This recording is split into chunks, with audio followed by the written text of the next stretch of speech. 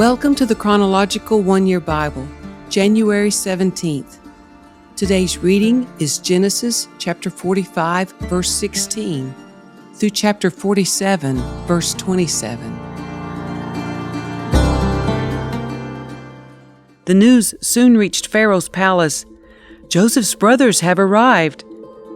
Pharaoh and his officials were all delighted to hear this. Pharaoh said to Joseph, "Tell your brothers, this is what you must do. Load your pack animals and hurry back to the land of Canaan. Then get your father and all your families and return here to me. I will give you the very best land in Egypt, and you will eat from the best that the land produces." Then Pharaoh said to Joseph, "Tell your brothers, take wagons from the land of Egypt to carry your little children and your wives, and bring your father here. Don't worry about your personal belongings, for the best of all the land of Egypt is yours." So the sons of Jacob did as they were told. Joseph provided them with wagons as Pharaoh had commanded, and he gave them supplies for the journey. And he gave each of them new clothes. But to Benjamin he gave 5 changes of clothes and 300 pieces of silver. He also sent his father 10 male donkeys loaded with the finest products of Egypt, and 10 female donkeys loaded with grain and bread and other supplies he would need on his journey. So Joseph sent his brothers off, and as they left, he called after them, "Don't quarrel about all this along the way." And they left Egypt and returned to their father Jacob in the land of Canaan. "Joseph is still alive," they told him, "and he is governor of all the land of Egypt." Jacob was stunned at the news. He couldn't believe it. But when they repeated to Jacob everything Joseph had told them, and when he saw the wagons Joseph had sent to carry him, their father's spirits revived. Then Jacob exclaimed, "It must be true. My son Joseph is alive. I must go and see him before I die." So Jacob set out for Egypt with all his possessions. And when he came to Beersheba, he offered sacrifices to the God of his father Isaac. During the night, God spoke to him in a vision. "Jacob, Jacob," he called. "Here I am," Jacob replied. "I am God, the God of your father," the voice said. "Do not be afraid to go down to Egypt, for there I will make your family into a great nation. I will go with you down to Egypt, and I will bring you back again. But you will die in Egypt with Joseph attending you." So Jacob left Beersheba, and his sons took him to Egypt. They carried him and their little ones and their wives in the wagons Pharaoh had provided for them. They also took all their livestock and all the personal belongings they had acquired in the land of Canaan. So Jacob and his entire family went to Egypt. Sons and grandsons, daughters and granddaughters, all his descendants. These are the names of the descendants of Israel, the sons of Jacob, who went to Egypt. Reuben was Jacob's oldest son. The sons of Reuben were Hanok, Palu, Hezron, and Carmi. The sons of Simeon were Jamiel, Jamin, Ohad, Jachin, Zohar, and Shaul. Shaul's mother was a Canaanite woman. The sons of Levi were Gershon, Kohath, and Merari. The sons of Judah were Onan, Shelah, Perez, and Zerah, though and Onan had died in the land of Canaan. The sons of Perez were Hezron and Hamul. The sons of Issachar were Tola, Pua, Jashub, and Shimrah. The sons of Zebulun were Sered, Elon, and Jalil. These were the sons of Leah and Jacob, who were born in Padan Aram in addition to their daughter Dinah. The number of Jacob's descendants, male and female through Leah, was 33. The sons of Gad were Zephon, Hagi, Shuni, Esbon, Ari, Arodi, and Areli. The sons of Asher were Imnah, Ishva, Ishvi, and Beriah. Their sister was Sirah. Beriah's sons were Heber and Malkiel. These were the sons of Zilpah, the servant given to Leah by her father Laban. The number of Jacob's descendants through Zilpah was 16. The sons of Jacob's wife Rachel were Joseph and Benjamin. Joseph's sons, born in the land of Egypt, were Manasseh and Ephraim. Their mother was Asenath, daughter of Potipherah, the priest of On. Benjamin's sons were Bilhah, Becher, Ashbel, Gera, Naaman, Ehi, Rosh, Muppim, Huppim, and Ard. These were the sons of Rachel and Jacob. The number of Jacob's descendants through Rachel was 14. The son of Dan was Hushim. The sons of Naphtali were Jahzeel, Guni, Jezer, and Shilem.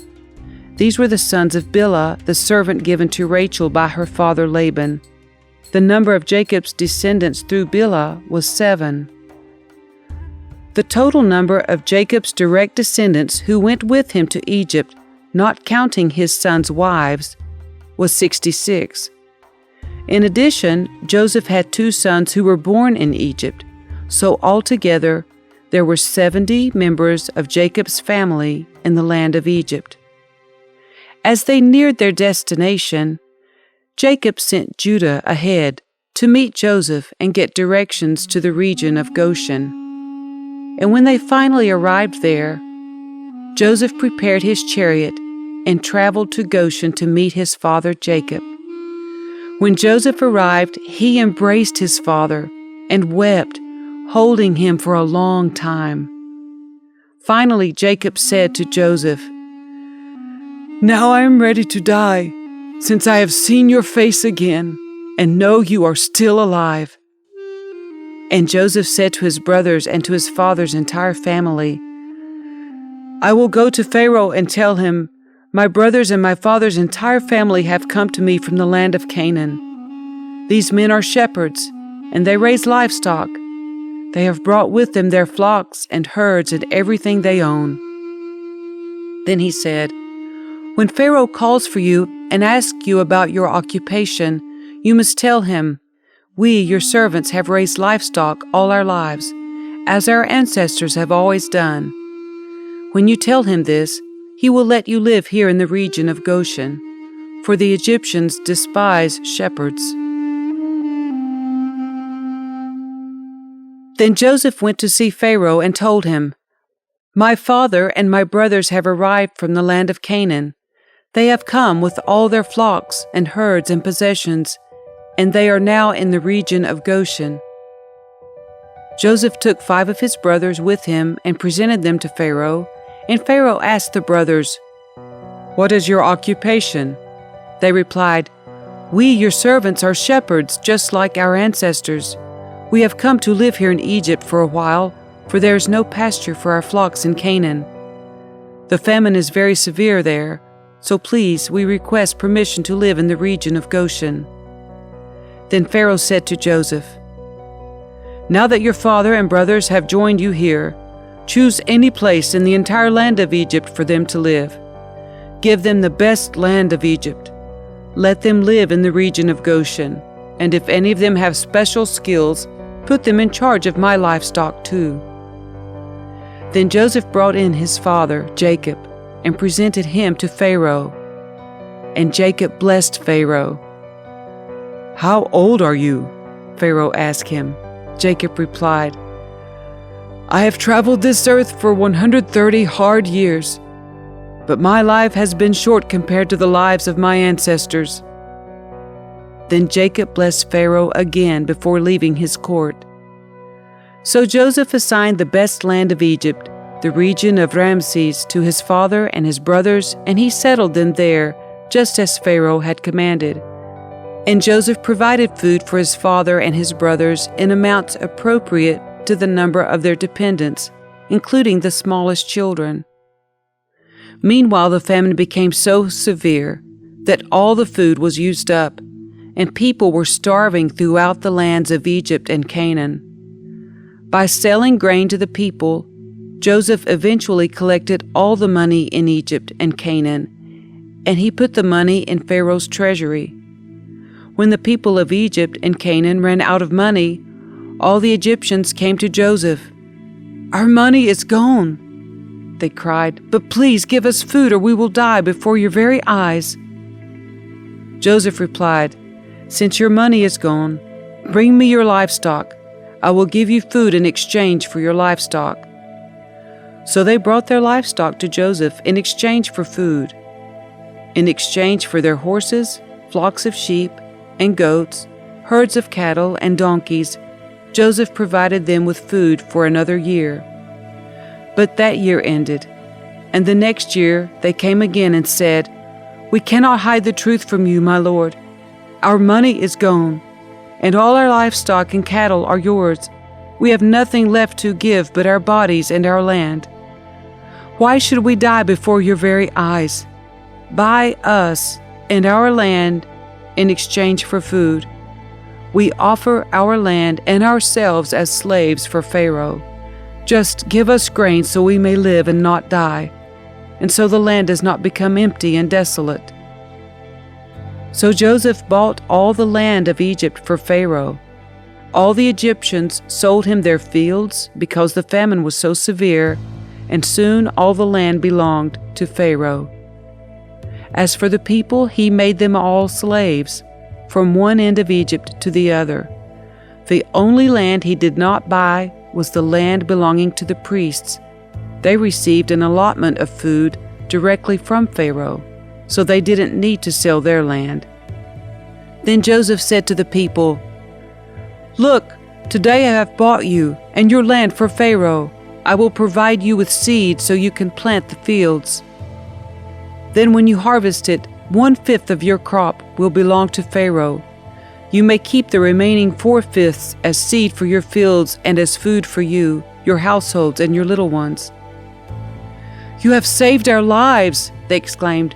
"May it please you, my lord, to let us be Pharaoh's servants." Joseph then issued a decree still in effect in the land of Egypt that Pharaoh should receive 1/5 of all the crops grown on his land. Only the land belonging to the priests was not given to Pharaoh. Meanwhile, the people of Israel settled in the region of Goshen in Egypt. There they acquired property, and they were fruitful, and their populations grew rapidly.